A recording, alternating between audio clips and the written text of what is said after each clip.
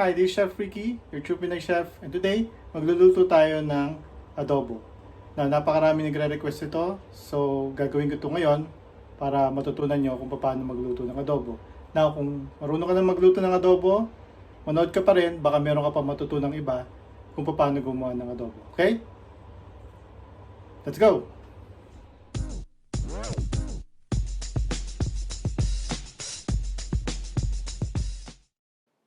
Ngayon, i-prepare muna natin ang ingredients bago tayo magluto. So, ito ang ating mga gagamitin. Una, gagamit tayo ng garlic, minced, and gagamit din tayo ng laurel leaves.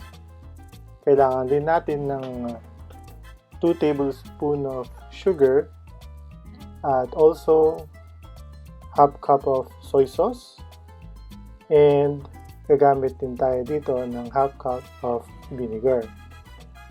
Syempre, lalagyan din natin siya ng at least 1 medium size of onion, chop na siya, at ang ating black ground pepper and oregano, i-ready rin natin siya na gagamitin. At ang gagamitin natin dito ng chicken, any parts of chicken, at least 3/4 kilogram ang ating gagamitin sa ating recipe ngayon. O nga pala, gagamit din tayo dito ng hard-boiled egg. So, una natin itong gagawin. So, ipapakuluan muna natin siya bago tayo mag-start magluto. Pagkatapos, pwede na tayong magluto ng ating adobo. Painitin natin ang ating kawali. Lalagyan natin to ng 1 to 2 tablespoons of cooking oil. Ito ang gagamitin natin para magisa natin ang ating mga ingredients. And uunahin natin igisa ang ating bawang. Now, pag gisa ng bawang, kailangan mag-brown siya muna ng konti bago natin siya bago natin isunod ang ating onion. So, after this, pwede natin isunod ang ating onion and haluin lang natin itong maigi bago natin isunod ang ating chicken. Now, makikita mo naman na medyo parang translucent na yung ating onion, saka mo palang ilalagay yung ating chicken.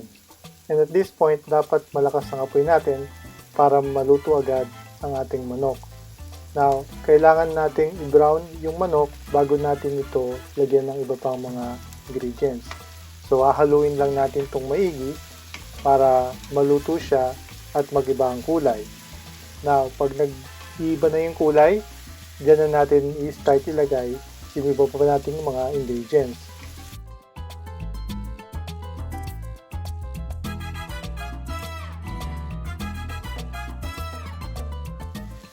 Now, ang una nating ilalagay, lalagyan muna natin siya ng paminta.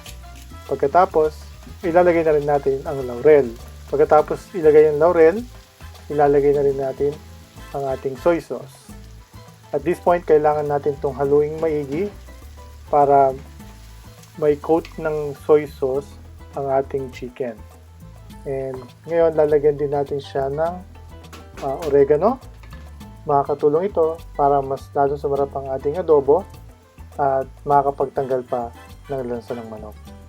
Yan. So, at this point, pwede natin siyang haluin ng haluin habang wala pa yung suka. Dahil pag nilagay na natin yung suka mamaya, hindi na natin siya pwedeng haluin.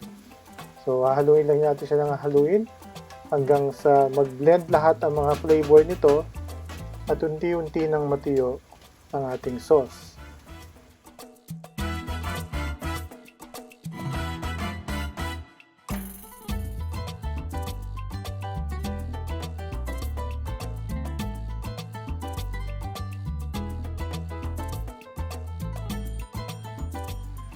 At ngayon, pwede na rin natin ilagay ang ating sugar at haluin lamang itong mabuti para lalo pa itong mag-blend sa ating adobo.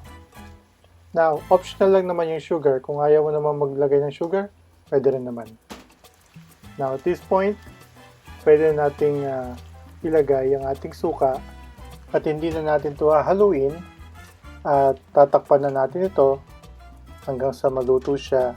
Then, after 10 minutes, saka lang natin siya muli bubuksan.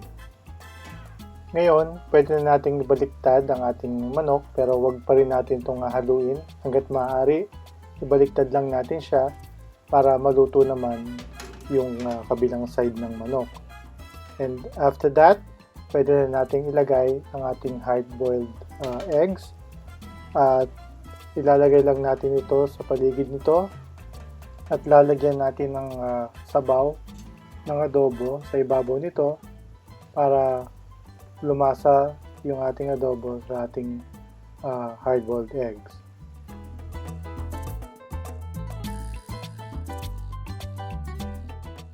And then after that, takpan muli at hayaan pang maluto ng at least 5 more minutes. And pag medyo nagmamantika na, ibig sabihin niya luto na siya at pwede na natin i-serve.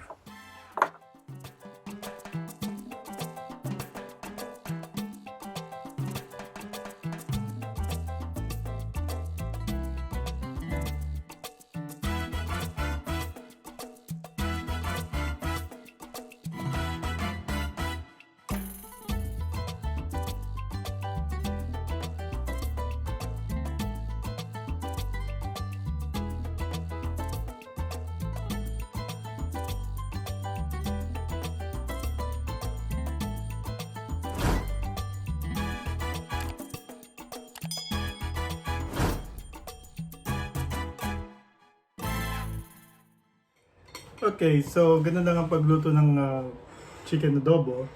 Now, kung gusto mo lagyan ng patatas, pwede rin naman. Kaya lang talagang prepare ko lang yung hard-boiled egg. Kasi masarap talaga siya sa adobo. And kung meron ka natutunan, I hope nakasubscribe ka na para lagi kang updated sa aking mga videos. Alright? So, this is Chef Ricky, your true Pinoy chef.